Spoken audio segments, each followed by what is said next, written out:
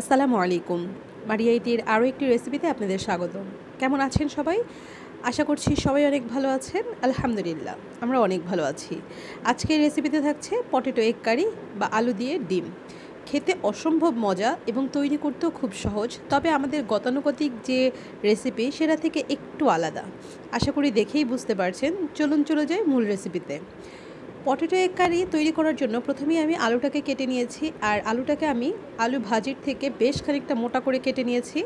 আলুটাকে ধুয়ে আমি পরিষ্কার করে নিয়েছি। এখন এর মধ্যে আমি দিয়ে দিচ্ছি পরিমাণ মতো লবণ, আর এরপরে দিচ্ছি এখানে হাফ চা চামচের থেকে একটু কম হলুদ গুঁড়ো আর সম পরিমাণ মরিচের গুঁড়ো। এখন আমি ভালো করে এটাকে মেখে নিচ্ছি। আর মাখামাখির কাজটা কিন্তু হাত দিয়ে করার চেষ্টা করবেন, এতে করে খাবারের টেস্ট অনেক গুণ বেড়ে যায়। তো এই তো আমার আলুটা মাখা হয়ে গিয়েছে, আর আমি ডিমটাকে আগেই সেদ্ধ করে রেখেছিলাম। এরপর মাছ বরাবর কেটে নিয়েছি। এখন আমি এই ডিমগুলোকেও মশলা মাখিয়ে নিব, আর এই কাজটা করতে হবে খুবই আলতো হাতে, কারণ ডিমগুলো কিন্তু মাছ বরাবর কাটা। যদি আপনি বেশ জোরে জোরে করতে যান তাহলে কিন্তু এই কুসুমটা খুলে আসবে। তো খুব আলতো হাতে আমি মশলাগুলো মাখিয়ে নিচ্ছি। দেখতেই পাচ্ছেন আমি কিন্তু আমি খুব সাবধানে করছি। তো যাই হোক, এখন আমি এগুলোকে ভাজতে চলে যাব। ভাজার জন্য আমি পরিমাণ মতো তেল কড়াইতে দিয়ে নিয়েছি। এখন কুসুমটা যেই পাশে সেই পাশটাকে আমি তেলের মধ্যে দিয়ে তারপর ভেজে নিচ্ছি। আমার ভিডিওটা দেখে বুঝতে পারছেন যে আমি কীভাবে ভাজতে চাচ্ছি আর কি। তো এই তো ডিমগুলোকে আমি প্রথমে সবগুলো সাজিয়ে দিলাম। এরপরে হচ্ছে আমি মাঝখানে আলুগুলো থেকে দিয়ে দিব। আপনারা কিন্তু চাইলে আলুগুলো পরেও ভেজে নিতে পারবেন। তো এই আর কি, আমি একসাথেই করার চেষ্টা করেছিলাম। তো আমার আলুগুলোও প্রায় দেওয়া শেষ। এখন যখন ডিমটা লাল লাল করে ওই সাইডটা অপর সাইডটা ভাজা হয়ে যাবে, তখন কিন্তু আমি এটাকে উল্টে দিব। আর উল্টানোর সময় কিন্তু আপনি কাঁটা চামচ দিয়ে করতে পারেন। আমি প্রথমে খুন্তি দিয়ে করতে গিয়েছিলাম, কিন্তু যখন দেখেছি না হচ্ছে না, তখন আমি একটা কাঁটা চামচ নিয়ে নিয়েছি। আর এইটার মাধ্যমে উল্টাতে খুব সহজ হচ্ছিল। এই তো দেখতেই পাচ্ছেন আমার কিন্তু ডিমের একটা সাইড লাল লাল করে ভাজা হয়ে গিয়েছে।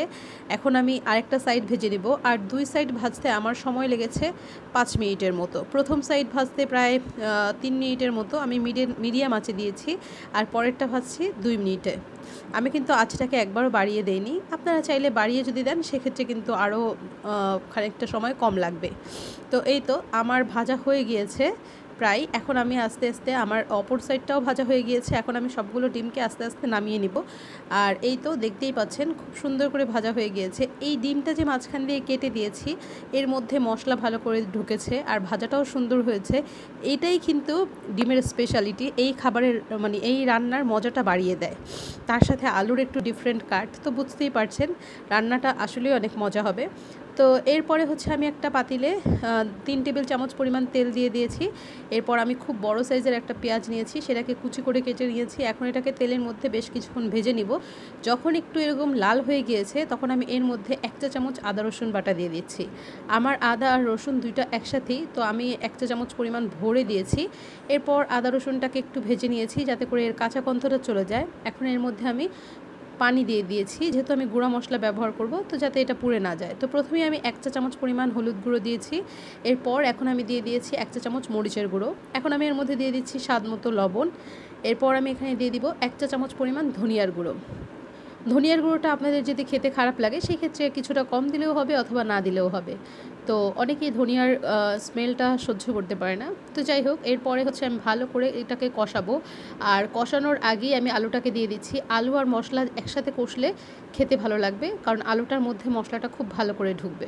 তো এই তো আমি এখন একটু ঢাকা দিয়ে কষিয়ে নিয়েছি। যখন তেল মশলা এভাবে আলাদা হয়ে গিয়েছে, এখন আমি এটাকে পানি দিয়ে, আমার কষানো শেষ, এখন আমি পানি দিয়ে ডিমটাকে দিয়ে দিব।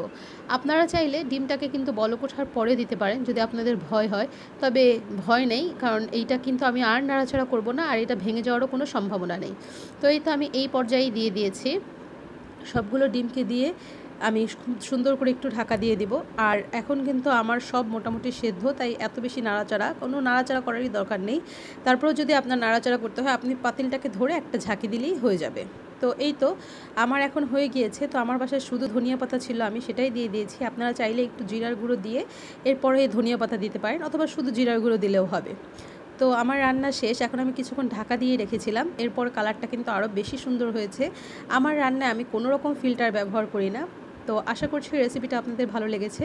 যদি ভালো লেগে থাকে তাহলে একটা লাইক দিয়ে দিবেন। ধন্যবাদ এতক্ষণ সাথে থাকার জন্য। আল্লাহ হাফেজ। আসসালামু আলাইকুম।